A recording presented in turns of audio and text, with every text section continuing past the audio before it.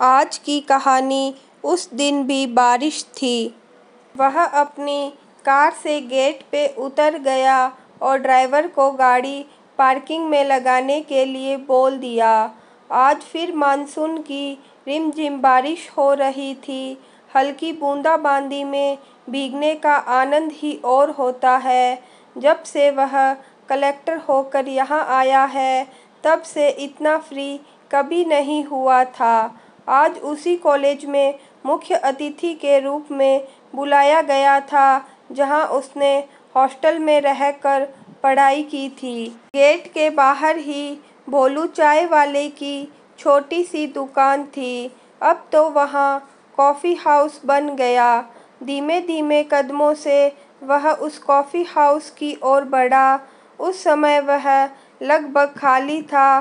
बस एक नौजवान काउंटर पर बैठा था। यहाँ पर पहले भोलू चाय वाले की दुकान 7-8 साल पहले थी।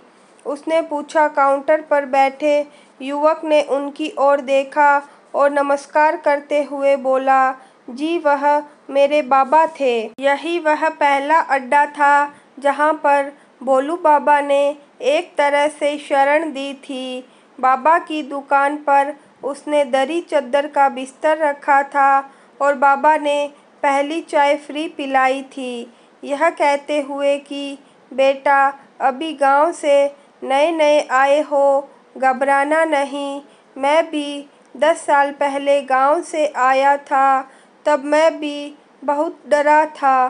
बाबा की आंखों में वात्सल्य भाव देखकर मुझे हिम्मत बंध गई थी। हॉस्टल से भागकर हम 3-4 दोस्त यहीं बैठकर बरसते पानी में भीगते हुए बाबा की बनाई मंगोड़ी खाया करते थे।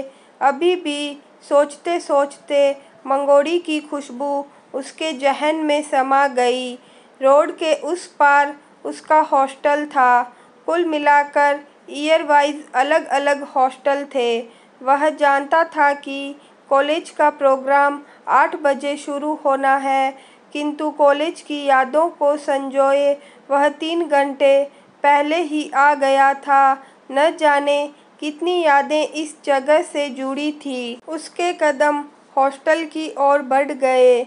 जब वह पहली बार इस हॉस्टल में आया था, तब भी सावन की फुहारों ने उसका स्वागत किया था।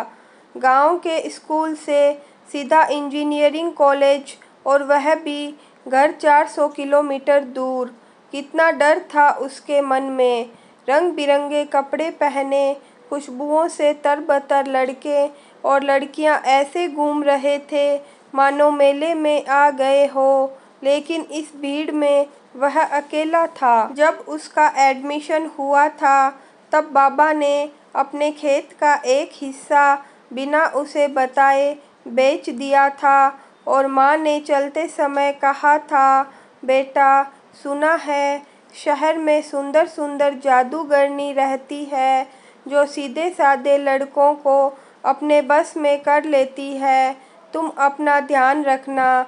और उसने बात को गांठ में बांध लिया था कि उसे अपने माता पिता के लिए कुछ करके दिखाना है। उसके हॉस्टल के दूसरी ओर लड़कियों का हॉस्टल था। प्रथम फ्लोर पर उसको कमरा मिला था और रूम पार्टनर के रूप में विनोद था। पढ़ने में वह शुरू से प्रथम श्रेणी वाला स्टूडेंट था और यही मेरे लिए परेशानी का सबब बन गया था। सीनियर लोग अपने काम उससे करवाते थे और विनोद मज़े लेता था। सचमुच हॉस्टल में कितनी परेशानी होती थी। कुल जमा 3 जोड़ी कपड़े थे उसके पास। उन्हीं को बारी बारी सुखाकर पहनना पड़ता था और मानसून में तो और भी मुश्किल हो गई थी। कई बार तो गीले कपड़े पहनने पड़ते थे और अपनी बात छिपाने के लिए बारिश में भीगने का बहाना करना पड़ता था। क्लासरूम में भीगे कपड़ों में सुरसुरी सी होती रहती। कई बार तो शरीर में खराशें भी पड़ जाती, लेकिन न तो मानसून की यह बरसात हम गरीबों का दर्द समझ पाती थी और न ही यहाँ के लोग। हर व्यक्ति के अंदर एक बच्चा छुपा होता है और समय मिलने पर बाहर आ जाता है। हम सब हॉस्टल के प्रांगण में नंगे पैर पानी में छप-छप किया करते थे और हॉस्टल की मैगजीन से चोरी से पेज फाड़कर मानसून में हॉस्टल के पास भरे गड्ढे में हम नाव बनाकर कंपटीशन करते हैं और जब बारिश तेज होती तो हॉस्टल के कॉरिडोर में कागज के हवाई जहाज उड़ाते हुए बच्चे बन जाया करते थे। एक दिन पानी जोर से बरस रहा था। सीनियर हमें पानी में खड़ा करके परिचय ले रहे थे।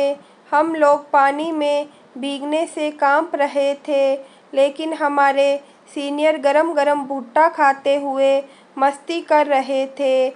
इस बीच कुछ लड़कियां रंगीन छाते लगाए अपनी हॉस्टल की ओर जा रही थी। तभी सीनियर का हुक्म हुआ कि जो उनकी छतरी लेकर आएगा उसका पनिशमेंट खत्म हो जाएगा।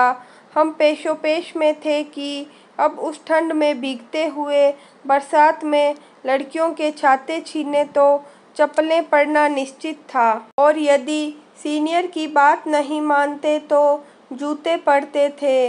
मरना दोनों ओर ही था।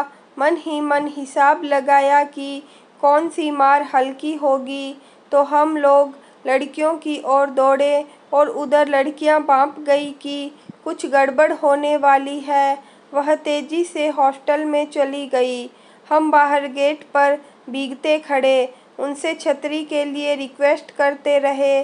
तभी एक सुंदर सी लड़की ने आकर हमारा नाम पूछा और अपनी छतरी दे दी। वह हॉस्टल के दरवाजे पर आ गया था। सामने गर्ल्स हॉस्टल नजर आ रहा था।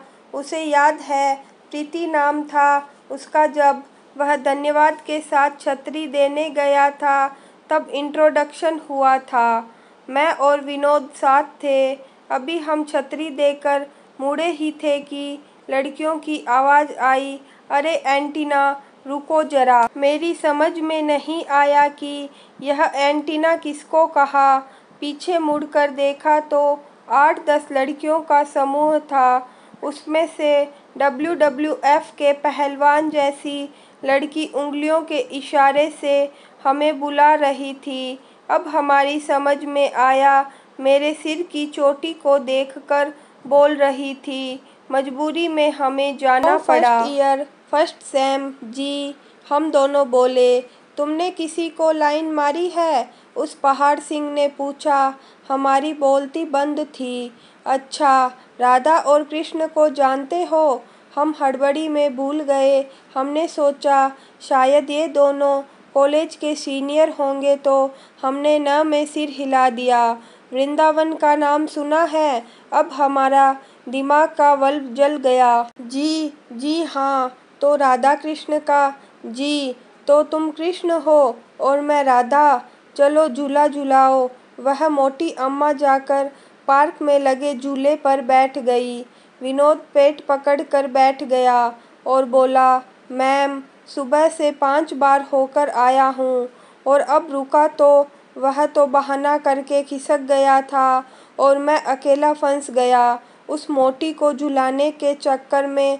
उस रिमझिम बारिश में कम भीगा था पसीने से ज़्यादा। सभी लड़कियां हल्की बारिश का आनंद लेते हुए पॉपकॉर्न खा रही थी और मेरी हालत पर मुस्कुरा रही थी और मैं बकरे की तरह फंसा था, लेकिन मिमिया भी नहीं पा रहा था। मुझे इन सब में प्रीति ही समझदार और दयालु लग रही थी। मैंने प्रीति की ओर देखा। शायद उसने मेरी बेबसी को पढ़ लिया था और वहाँ से मुक्ति दिलाई। मैं भीगता हुआ इतना तेज भागकर अपने हॉस्टल में आ गया कि उस दिन यदि वर्ल्ड रेस में दौड़ता तो फर्स्ट आता। उस दिन मानसून के बाद मुझे मानसून की बारिश से डर लगने लगा था। कुछ दिनों बाद हमारे इंटर हॉस्टल फुटबॉल का फाइनल मैच था। बारिश हो रही थी। हम लोग खेलते खेलते फिसल जाते थे, किंतु हमारे हॉस्टल की इज्जत का प्रश्न था। हम 2 गोल से पीछे चल रहे थे।